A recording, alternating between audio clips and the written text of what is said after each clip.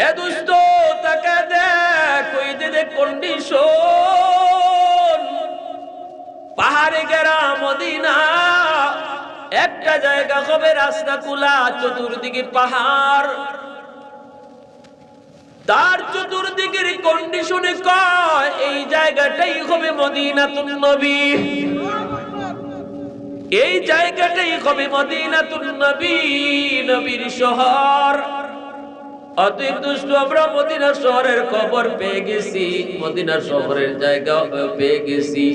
বাদশাকে যখন তারা জানিয়ে দিল, বাদশা যাবো না, আমরা মদিনা শহরের সন্ধান পেয়ে গেছি, এই জায়গাটাই হবে ভবিষ্যতে মদিনাতুন নবী, এই জায়গাটাই হবে মদিনা শহর, এখানেই আমার নবী তিনি হিজরত করবেন, আখিরি নবী এই জায়গায় হিজরত করবেন, এই জায়গায় নবী চিরনিদ্রায় শুয়ে থাকবেন, নবীর রওজা হবে এই মদিনাতে।